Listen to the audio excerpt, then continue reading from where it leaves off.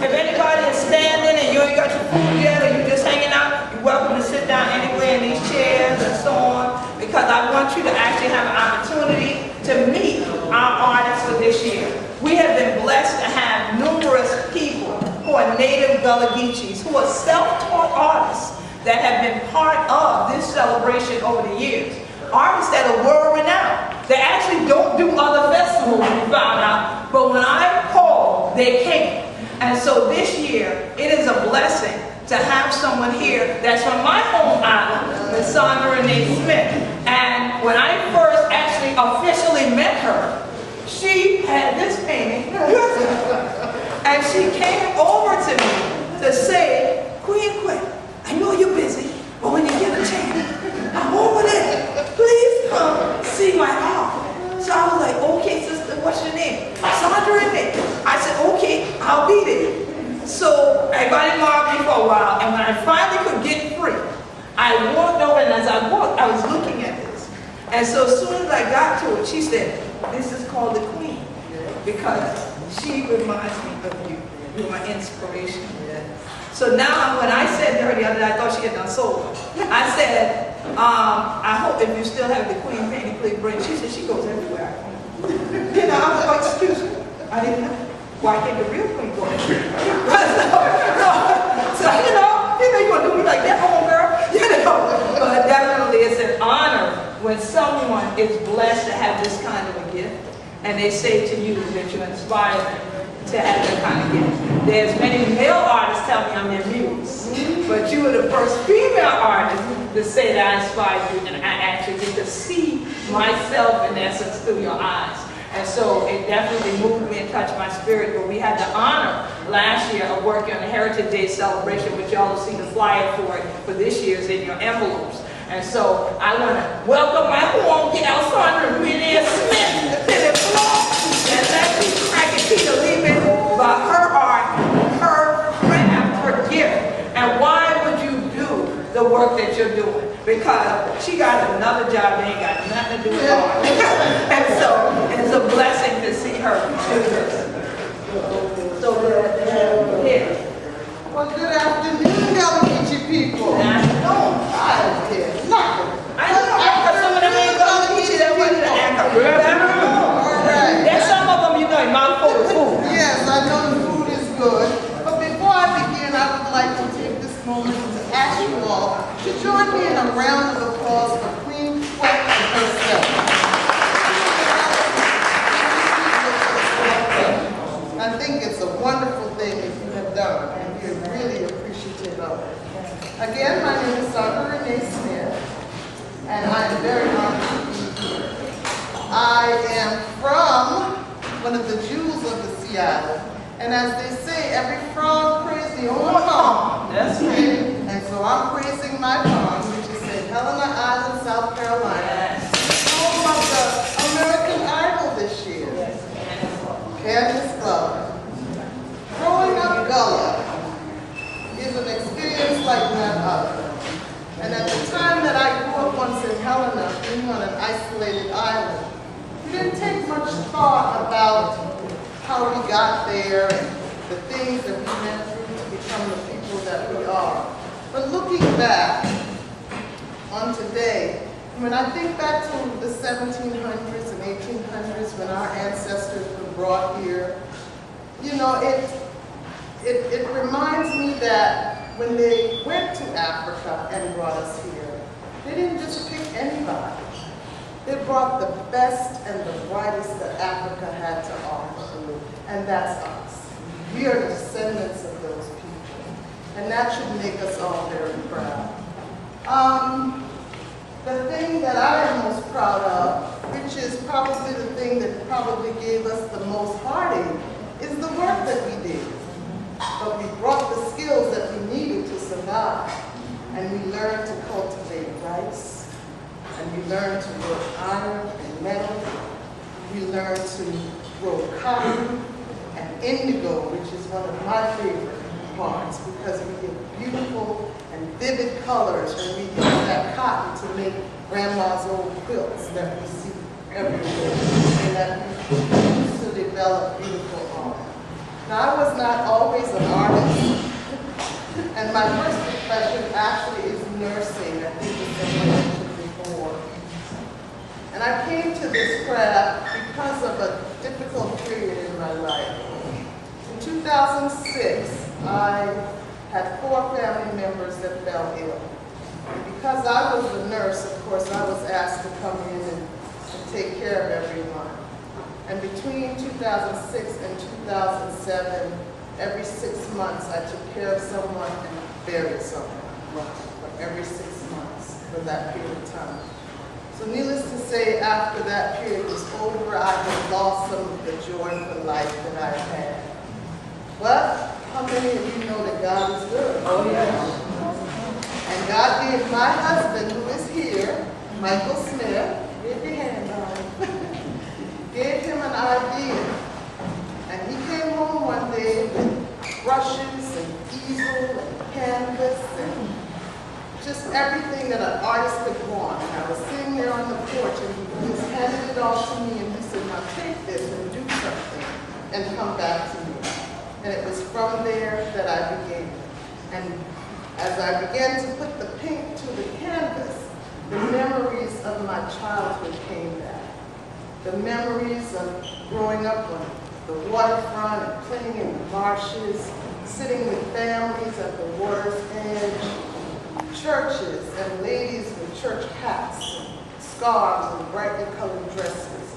All of those things came back to me, and this is what I tried to capture in my art, which I call a look upon the island, and I hope that you will enjoy it. So I'm here for any questions that you might have. If you're interested in anything that you see, please feel free to let me know. And thank you for having me. Oh, you're glad you're here. I'm going to stop off at you want to be shy and all that. So, all right, after he came and handed you the whole kit, Yes. okay, from that day to getting these works, did you go to any classes or did you just start doing whatever came to mind? I was sitting on the screen porch when I started, when he handed it to me, and I never took a class. I never went anywhere. When I first started, of course, it wasn't as it is, but I kept at it. And I think it was around my birthday, around April, my husband went behind my back and he took a couple pieces to the art gallery and he had them framed. And the gallery owner said, tell her to bring some more. And so from there, that's how I got started. So it's all natural art. Some people call it folk art, but it's the people's art. It is our art. It's very natural. It's what we do. You do know there's a whole genre now called Gullah. Gullah. So it's called. Yes. Any other questions from Sandra and Nick? None? Comments? Don't have to have a question, comments? None? All right. Now our chef just snuck back in there, right? Would one of y'all see, is he in there, BJ? Is he free without burning the food? Tell him, don't come out if you can burn the food. I want to burn that. Thank you. No, we definitely gonna get back over here. I love this audience because y'all came right up here and started buying stuff. Y'all like, she ain't got to talk first. Y'all went for it. I love that because he gonna burn something if he come. Oh, he come. All right. Don't come if you gonna set up the fire alarm. Yeah, the next person that I definitely wanted to introduce to everyone, I mentioned him downstairs, and he is in this month's issue of Guns and Gardens. Yes, you're in the South. We do have magazines called Guns and Gardens. Okay? And so he is in the special edition about food this month. And this is Chef Benjamin Dennis. He's a native of Charleston. And so, as I said, you may have seen him on different television shows. Even if you live in New York, you might have seen a special edition on BronxNet TV with Baron Ambrosio, where he came down from the Bronx to shoot about Gullah Geechee traditions and Gullah Geechee foodways. And so Chef BJ was doing a special dinner that day for the Gullah Geechee Angel Network, who all the funds y'all are giving and helping to raise funds for today. And so, Chef BJ, tell them a little bit about the things you're doing, inspiration and things like that. And go back and you want to put the butter in the pot. She said it all, so I said it all.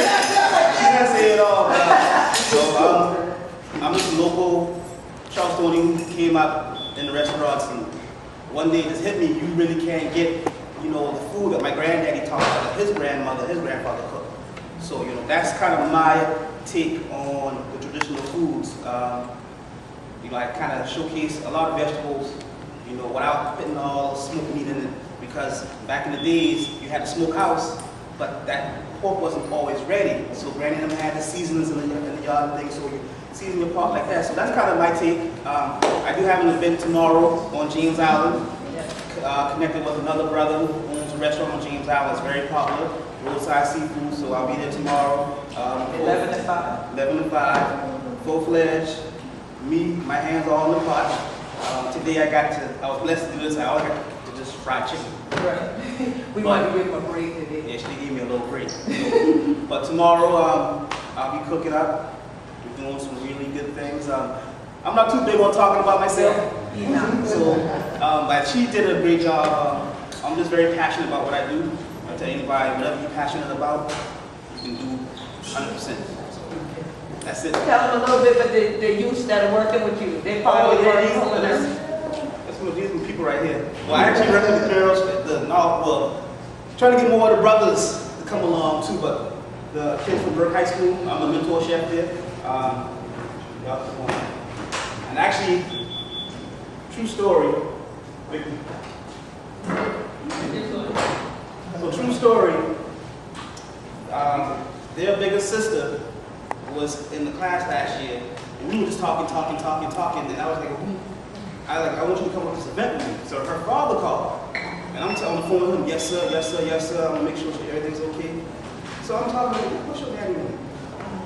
Whole time I raised up with her dad. Oh wow. I used to run behind the auntie. Oh wow. I'll let them introduce themselves, but these they've been up since 7:30 this morning. They come on their free time to work in the kitchen with me. And for me, it's not actually wanting them to come into this field, it's them wanting to see what's out there. So these are the downtown born and raised, beautiful people right here. I'm gonna let them introduce themselves. Well, I'm Tori Simmons. I'm Bonnie Simmons, and I go to work. What grades are y'all? 10. Twins, actually. Twins. Oh. Excellent. So what made y'all want to cook food? Because y'all like to eat that. And what?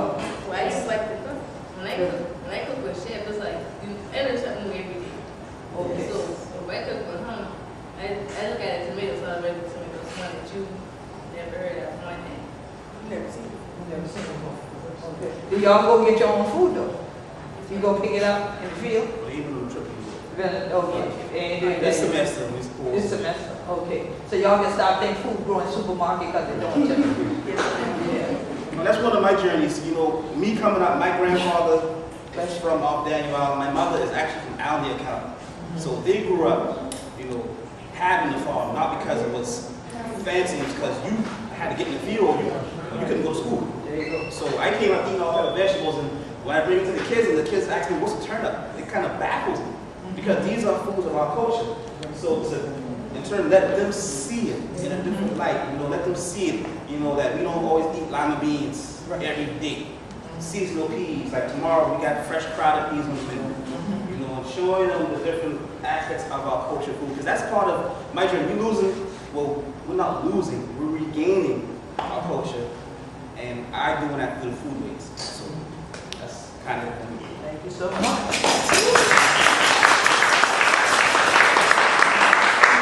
I would let y'all grill be there like y'all been a George Foreman, but I ain't want him to run the pot.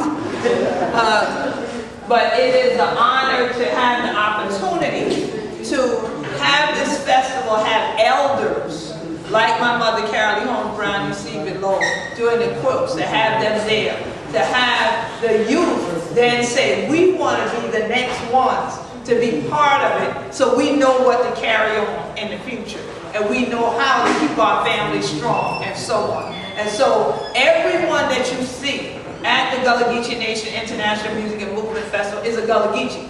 When you see a presenter, that person is a native Gullah Geechee. So when they tell you about growing up Gullah Geechee, They ain't reading it out of book. They didn't just sit home and watch the same documentary you watched. They can actually tell you from the soil to the soul, like my book says, who we are. So they can crack their teeth like this show. If you just say, they can say, yes, let me explain it this way. All right? So they know how to translate, into your language.